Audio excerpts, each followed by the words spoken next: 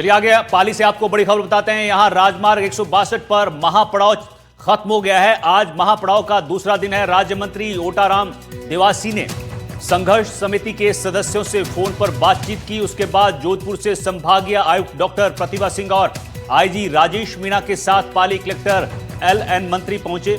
बालराई और महापड़ाव के 5 सदस्यों की टीम पंचायत भवन पहुंची। बंद कमरे में करीब 2 घंटे की बातचीत के बाद मांगों पर सहमति बनी है। इससे पहले टीएनटी संघर्ष समिति ने अंतः उपचुनाव में मतदान बहिष्कार की घोषणा कर दी थी।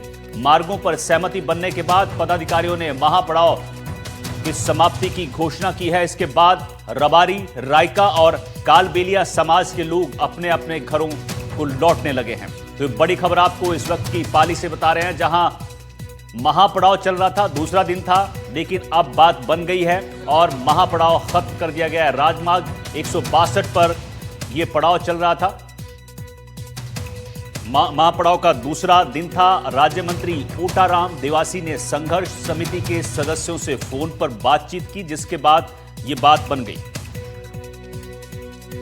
सुभाष हमारे सहयोगी हमारे साथ जुड़े हुए हैं। सुभाष, आखिरकार बात यहां पर बन गई। जो महापड़ाव चल रहा था राजमार्ग 162 पर, अब वो खत्म हो गया है। बताया जा रहा है कि राज्य मंत्री ओटाराम देवासी ने बातचीत की है, उसके बाद ये माने लोग, क्या कुछ इनको आश्वासन दिया गया है? देखिए, ये 2 दिन का जो महापड़ाव था, जिसके अंदर देखा जाए तो राजमार्ग पूरी तरीके से जाम था, लोगों को परेशानी हो रही थी और लोग ठंड के अंदर बैठे। आखिर इनका जो दबाव था वो काम आया इस डीएनटी और पशुपालक समाज का। देखा जाए तो सबसे बड़ी भूमिका ओटाराम देवासी की राज्य मंत्री थे। उन्होंने फोन के ऊपर यहाँ के पदाधिकारियों से बातचीत की थी और प्रतिनिधि मंडल के तौर पर यहाँ जो जोधपुर कमिश्नर है डॉक्टर प्रतिभा सिंह और रेंज आईजी राजेश मीणा यहाँ पहुंचे थे, कलेक्टर एलएन मंत्री यहाँ पहुंचे। उनके साथ में जो 5 सदस्यीय टीम थी, इनकी उनके बीच में वार्ता तकरीबन 1.5 से 2 घंटे बंद कमरे के अंदर वार्ता हुई थी और 3 बातें मोटी मोटी तौर पर निकल के आई थी। एक तो समाज कल्याण जो मंत्री है सामाजिक ये अविनाश गहलोत, उनके साथ में बैठ करके मीटिंग होगी 26 तारीख को जयपुर के अंदर। इनकी जो सहमति जो मांगे थी उसके ऊपर पूर्णतः सहमति बन चुकी है। 26 को यह डेलीगेशन जयपुर में मिलेगा। जो कुछ भी होगा सरकार के सामने होगा, लेकिन महापड़ाव की समाप्ति की घोषणा कर दी है।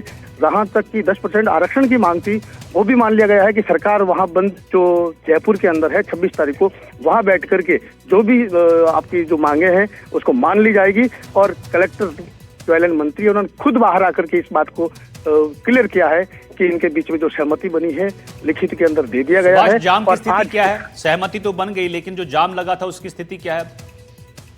वही अनिल वही बता रहा था कि जिस जाम अब खुलने की तैयारी के अंदर है, क्योंकि पुलिस प्रशासन जो तकरीबन 48 घंटे से सड़क के ऊपर चारों तरफ से जाम जो लगा रहा था, उसके सुरक्षा की दृष्टि से बैठे रहे थे। तो एसपी का भी जो बात हुई है, उनका कहना था कि ये जब घोषणा हो जाएगी लोग यहाँ से बिखरना शुरू हो जाएंगे, तो यातायात को सुचारू कर दिया जाएगा। और जो सबसे बड़ी राहत की बात उन चालकों के लिए हो गई, ट्रक चालकों के लिए, जो 48 घंटे से भूखे और प्यासे जंगल के अंदर बैठे थे, अलग अलग टुकड़ों के अंदर, कोई 4 किलोमीटर, कोई 5 किलोमीटर, कोई 10 किलोमीटर, जिनको बेंगलोर जाना था, मुंबई जाना था, वो सबसे बड़ी राहत की बात होगी कि वो अब आराम से यहाँ से अपनी यात्रा को निकल सकते हैं।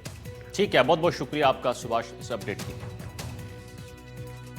हमारी इस आंदोलन में, इस महापड़ाव में 3 मांगे थी। एक, हम लोग सरकार से वार्ता करेंगे। नंबर 2, सरकार एक डेट दे, फिक्स डेट दे कि उस डेट से हमारी वार्ताएं शुरू होगी। और नंबर 3 कि सरकार एक पूरी जो मंत्री स्त्री किससे हम बात करेंगे, मंत्री लेवल से कम बात नहीं करेंगे। तीनों बातों पे सरकार सहमत हो गई है। इस घटना में जो जिनके ऊपर एफआईआर भी हुई है, तो उसके लिए भी सिंपैथेटिक व्यू होगा और हम लोग सरकार से मांग करेंगे कि वो सारी की सारी विड्रॉ की जाए।